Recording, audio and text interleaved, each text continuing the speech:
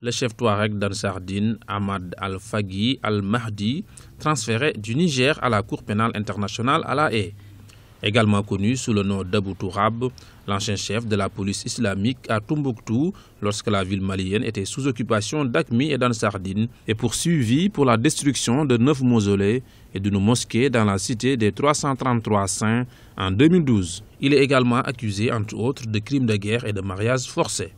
Pour l'ancien ministre malien des Relations avec les institutions, aujourd'hui président du CRI, le cercle de réflexion et d'information pour la consolidation de la démocratie au Mali, la justice doit être rendue pour une paix définitive. L'article premier dit bien que la personne humaine est sacrée et inviolable. Et quand on parle de la personne humaine, l'homme est d'abord l'esprit et ensuite la raison. Donc le fait de détruire, n'est-ce pas, les mausolées, c'est s'attaquer aux besoins immatériels de l'homme.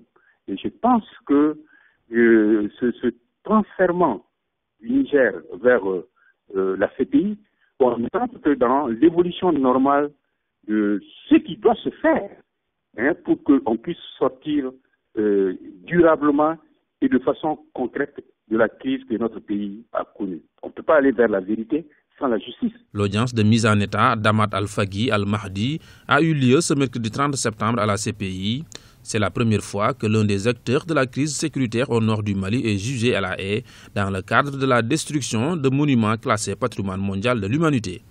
Une comparution saluée par les organisations maliennes de défense des droits humains au Mali ainsi que par la population malienne. Il est quand même important que ce monsieur réponde de ses actes. Il a commis des actes de torture et même des crimes contre l'humanité. Et je pourrais même parler de crimes de guerre. Il est tout à fait normal qu'il réponde de ces actes et que cela puisse servir de leçon à ceux qui seront amenés à commettre les mêmes faits. Et nous pensons que en procédant même à la destruction de ces monuments, de ces vestiges, il est quand même important qu'il réponde de tous ces actes et qu'il soit condamné. 14 autres présumés responsables devraient également répondre de leurs actes devant la justice internationale.